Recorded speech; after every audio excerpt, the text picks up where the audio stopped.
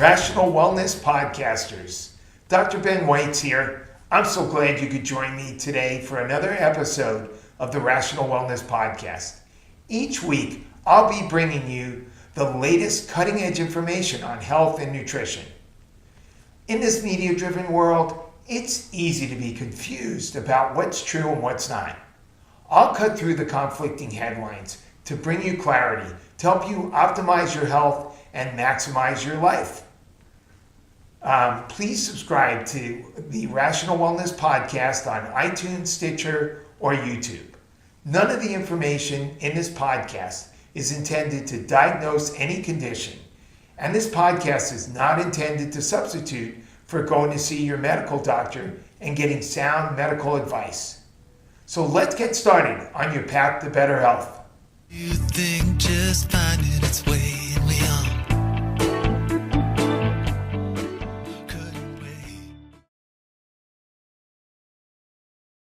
Hey, Rational Wellness Podcasters. Thanks for joining me today. We're going to have a fascinating discussion on sports nutrition.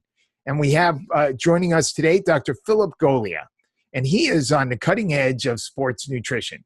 He has worked with hundreds of amateur and professional athletes, including basketball greats Kevin Love and Carmelo Anthony, as well as many celebrities.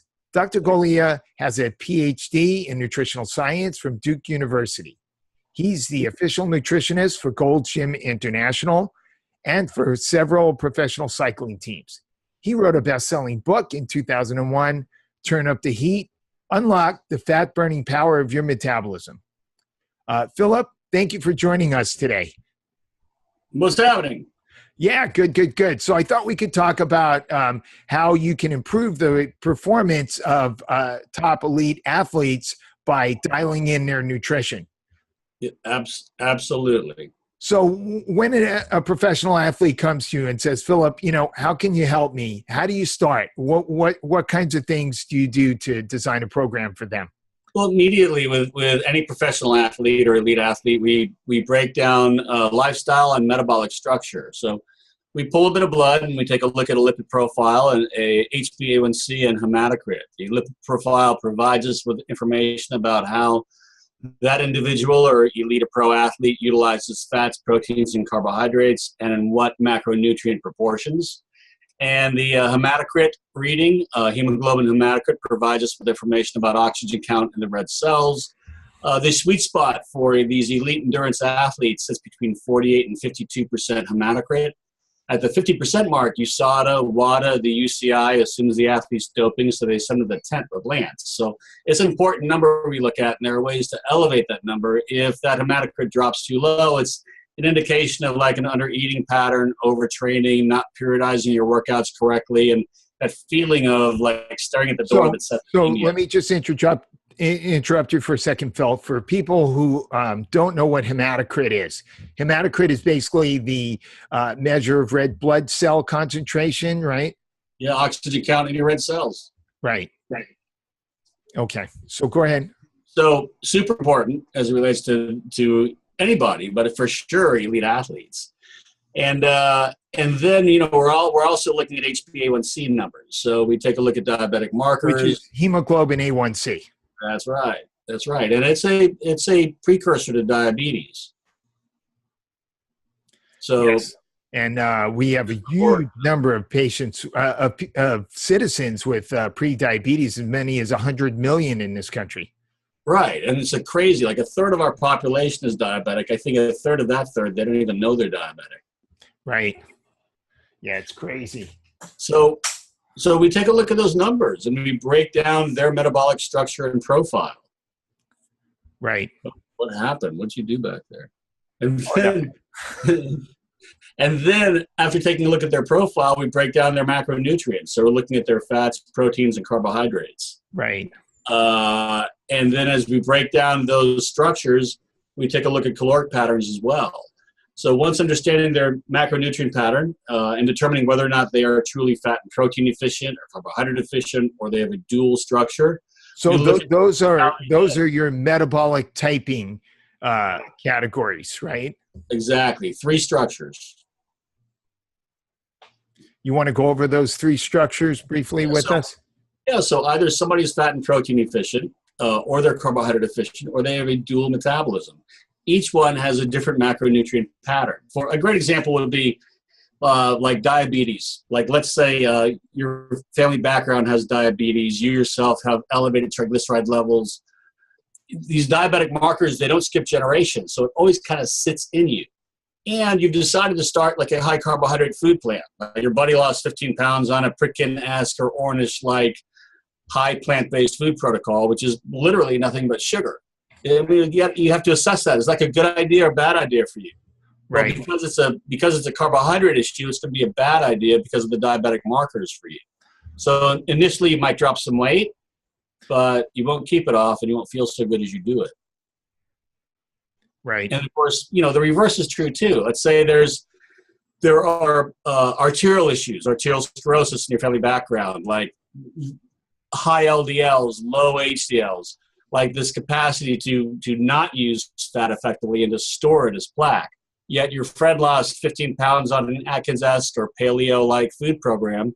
That food program doesn't suit you. So though someone may eat healthily, the fact of the matter is if you're not eating healthily in the correct macronutrient pattern, what you have is a food program that is not sustainable and ultimately won't be successful. Correct. And I think the big thing is people really view food as adversarial. These athletes, they train for hours at a time, and their training does nothing but inflame them. So the goal is to get rid of the inflammation, to reduce inflammation, and then create an anabolic event where the tissue repairs. So if you were to really line up 20 of the best athletes in the know, and you were to say to them, all right, boys, this week you have to give up something, training or food, what will you give up? Every single one will say, you kidding me? I'll dump the training, maintain the food. It's always kitchen first, 80% kitchen, 20% gym for these guys. That's surprising. You'd think they'd be more focused on the exercise. Yeah, and that's funny, though, because that's interesting. That's how civilians are. You take an overweight civilian, and he says, food makes me fat. I do 20 hours of cardio a week. I eat 2 cans of tuna and 1 apple a day.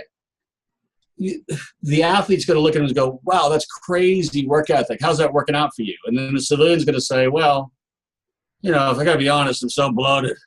I'm kind of gassy. I'm not sleeping good at night. I'm a little moody. My joints are killing me. My trainer says I'm getting weaker in the gym. And that's because he just is remaining catabolic. He uses the gym. He breaks down muscle tissue.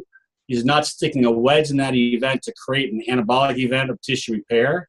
So he may lose some weight, but he just lost the wrong stuff. And before you know it, the poor fat guy bends over to pet his cat, and his back goes out, and he's calling you for a chiropractic. So it's always foods first. And so when you use the term civilian, you basically mean non-athlete.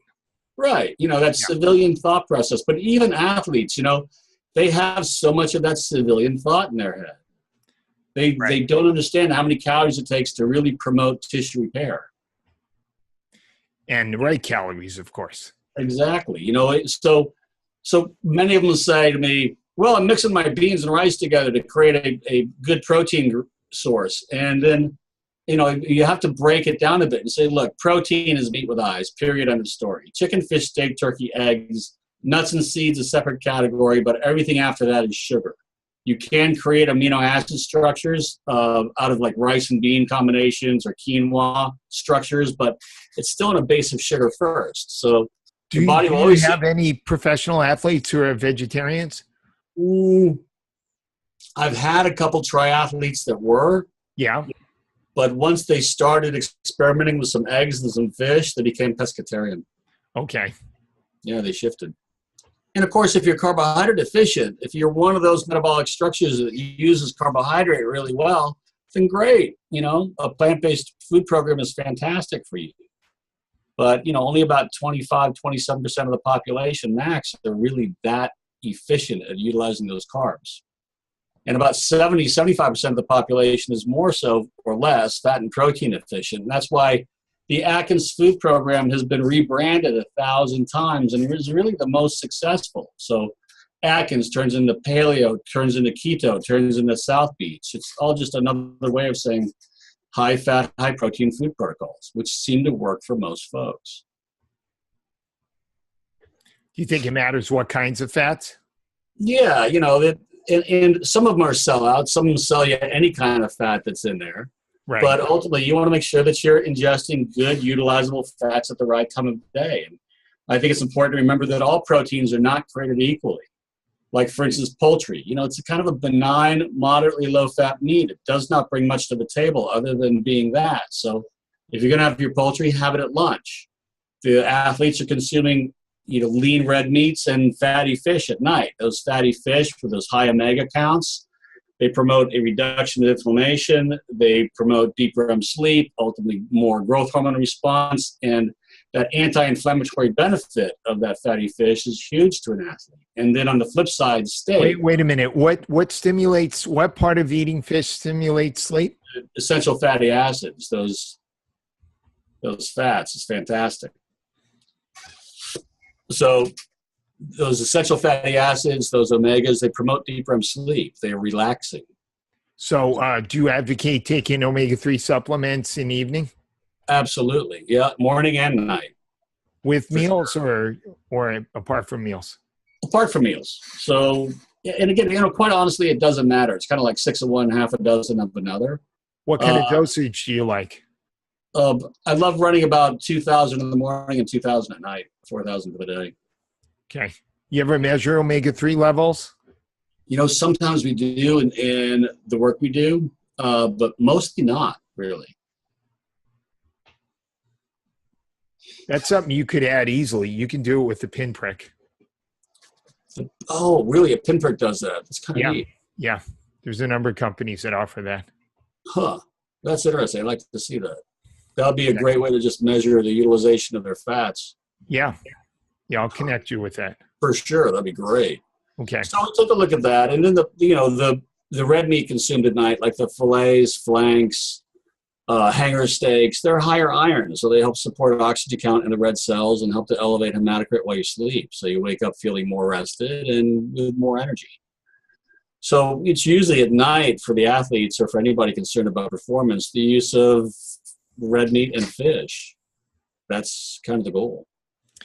But the biggest thing I think is caloric structure, always making sure that you're getting enough calories in on a daily basis. And most folks really have a tendency to undereat. They don't eat enough food to generate enough caloric heat to actually burn fat effectively as an energy source. So you have athletes who have actually upped their calorie intake, and that has resulted in a decrease in their body fat percentage. Sure. A great article just came out recently about Russell Wilson elevating his calories to between 4,800. An athlete that you work with? Yeah. Russell's great. He's a quarterback for the Seahawks, and he had to bring his weight down and increase his muscularity, and he was just not eating enough food.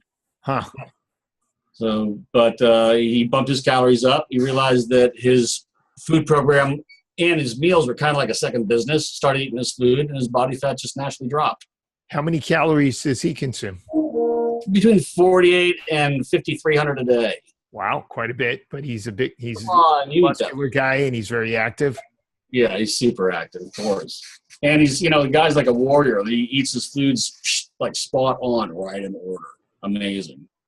How many hours apart during the day do you recommend? Do you recommend 3 meals, 5 meals? Right now he's on an 8 to 9 meal pattern, actually. With 8 to 9? Yeah, like 4 primary meals and then the snacks. And, most importantly for any athlete or person on a food program is just get the meals in order, get them all in by the end of the day. And if you can create these 2 or 1.5 hour patterns, fantastic. But most importantly, eat the meals. Get them in. Eat them in order. And if 1.5 hours apart? Yeah, 1.5, 2 hours apart. And if it's 11 o'clock at night, you haven't finished meals 4, 5, and 6, get a fork. Start eating. Put your food in. Damn it. Okay. You'll have a crappy sleep, but at least you get your foods in. And it teaches you a bit of a management lesson about digestion, which is always epic. So what do you think about making sure they get proper energy for their exercise? Do you use carbohydrate loading, fat loading?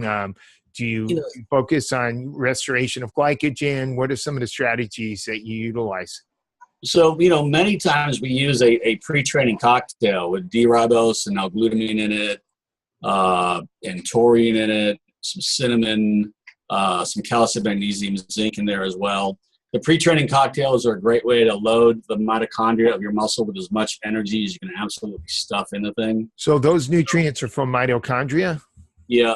So those are a great way to establish a longer chain release of ATP. So would you say again, D-Ribose? We know that's a D-Ribose. mitochondrial support. L-Glutamine, another metabolic L-Glutamine? sugar. Is that Yeah. for mitochondria, or what's that for? It's for gut health for sure, but without a doubt, it's a metabolic sugar. Right. And then taurine, which is a central nervous system stimulant. Right. And we use a little bit of cinnamon for the transport mechanism of the whole thing. And then actually blackstrap molasses is even thrown in there, a tablespoon of blackstrap.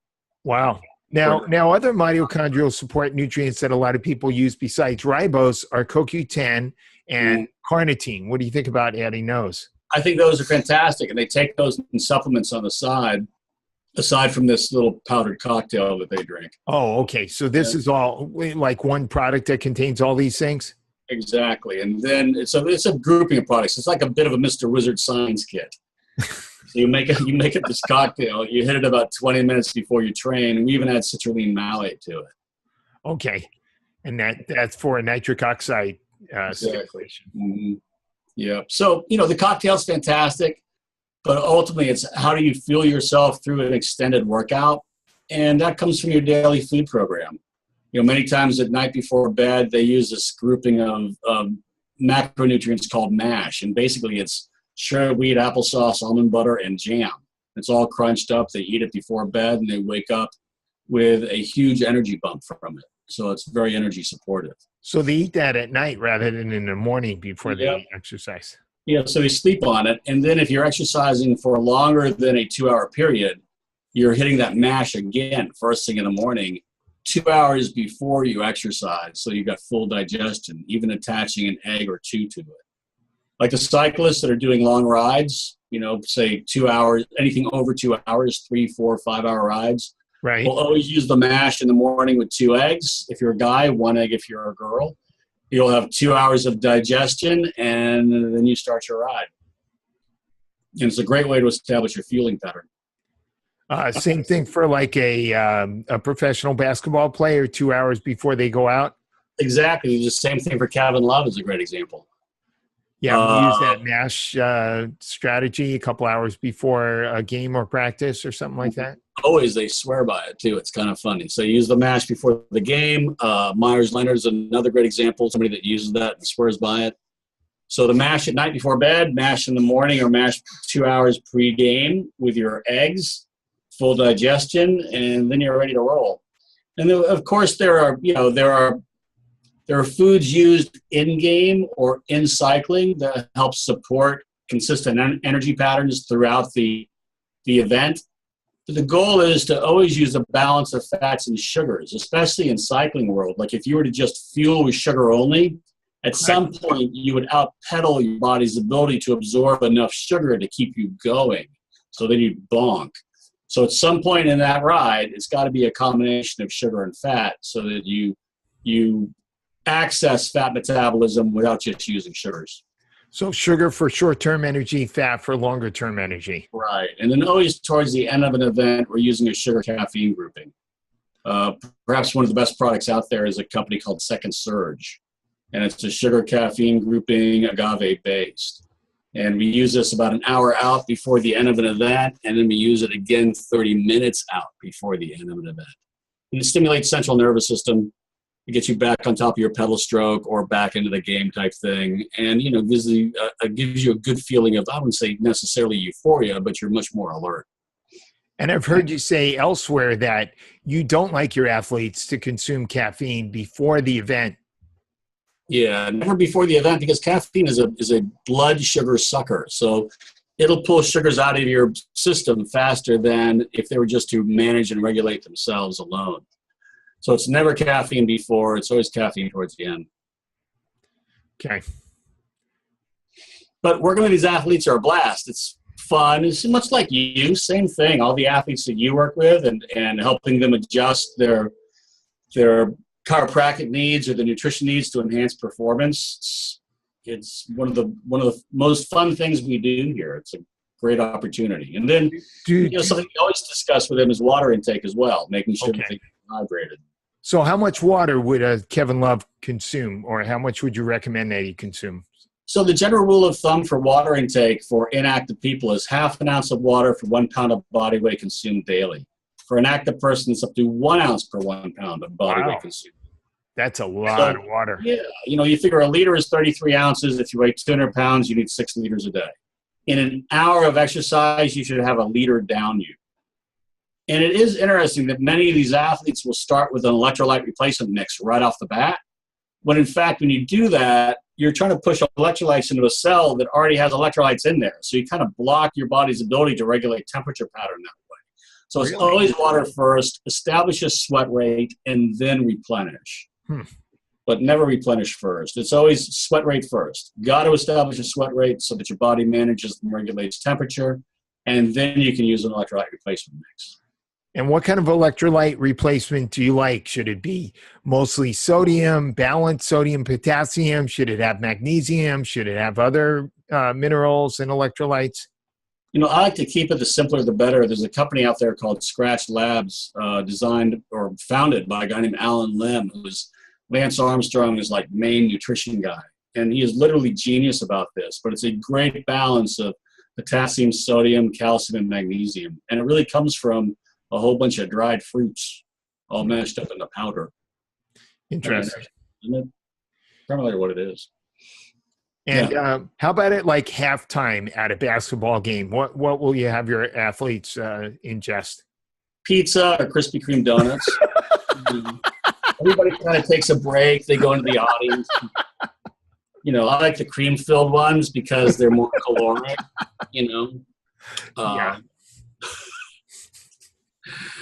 I guess you should tell people why.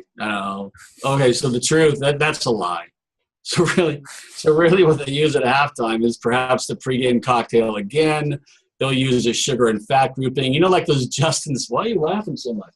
Those Justin's flavored nut butter packets, like these guys here. Yeah. Yeah, like those guys. So that's a great 190 calorie sugar and fat mix. And it's very energy sustaining. So halftime, they'll hit a couple of those. They may use a sugar caffeine grouping, and then they're back out there for a second session of the game. It'd be nice if there was an organic version of that. That's organic cane sugar that's in there. I'm not even sure if the nuts are organic, but the cane sugar is. The nuts are not organic, and so. So it's 50-50. It's yeah. So you get a little performance enhancement from pesticides. Yeah, exactly. You're not trying if you're not cheating. What about IVs to restore electrolytes at halftime? IV therapies now, some of the UCI regulations don't allow for pin sticking during events, so you can't pierce the skin. Right, but I think professional basketball players and football players utilize it. Yeah, so when you throw in a Myers cocktail or additional glutathione pushes, it's always rejuvenative. But most folks will do it prior to or directly after to reload. Now, there's a trend among athletes to try to use a ketogenic diet and try to get your body used to burning fat. I know that LeBron James, last year in the off season, he did this really low carb program, was training really hard. And then he sort of kicked in the carbs before the season. So before the season, he was looking really thin, and people were going, geez, I don't know. He doesn't look so good. And I heard somebody analyze it, and they were explaining that if you get your body used to burning fat for an extended period of time, you will increase your density of your mitochondria. What do you think about that concept? I think you got to remember it's all really based inherently within that lipid profile. If you've got really, really low HDLs and high LDLs and a history of arteriosclerosis in your family background, then you don't manage fats well. And if you consume a high-fat food program, it'll just make you feel tired and sluggish. Okay. Assuming that as an elite athlete, you can manage fats and proteins well, then like with any athlete, our training sessions are periodized. Like as soon as the basketball season finishes or cycling season is over, or the pro triathletes, everybody deconditions. So you literally decondition for 3 or 4 weeks and do absolutely nothing but, hang out, eat pizza, drink beer kind of thing. Then after that deconditioning phase, then you start with base season, where there's no training intensity. There's just a periodization pattern to get you back on point again. And at that point, that's when you're going to go to food jail with these lower caloric structures, with these macronutrient patterns that are one-sided. But once you start moving into more of interval structures and training patterns with weights and intensity structures that are periodized week by week or every 12 days or so, that's when calories have to elevate and you've got to reinsert your carbohydrate. So there is a window of time where you can go ketogenic, or if you were efficient with carbs, you could go high carbs and no fat. Really, athlete dependent. But most importantly, it's like, when do you do it? Because certainly there's this point at which you've really focused on physique and getting rid of body fat. And at some point, the season kicks in, or training like the season has begun, at which point you can't focus on physique anymore. You have to be focusing on performance. So these seasons for athletes are broken down into in-season food programming for performance, a base season where you're really working on physique and getting rid of your body fat and becoming more efficient, and then those 3 or 4 weeks of deconditioning. What do you think about monitoring the alkaline acid balance and using like acid buffering agents like beta-alanine to buffer lactic acid to improve performance? So we use beta-alanine for that, but the best buffering mechanism is calcium and magnesium. There's actually a new product out there called Topical Edge, which is a topical lactate buffering mechanism, which has a lot of great science behind it. And I'm about to throw it at a lot of my NBA guys to see if it really works. What does that have in it? It's a calcium magnesium grouping. And why topical? It's a new transdermal application that they've experimented with, and it really seems to work. Like, I've got a couple elite cyclists that are coaches that are using it, some triathletes that are using it. I've experimented with it on the road, and I think it works. I think it's subtle, but I do think it works. Though, if you have hair on your legs, it doesn't work so good because so I suggest shaving tightly first, and then applying it. But for me, hair doesn't grow on steel, so I'm okay.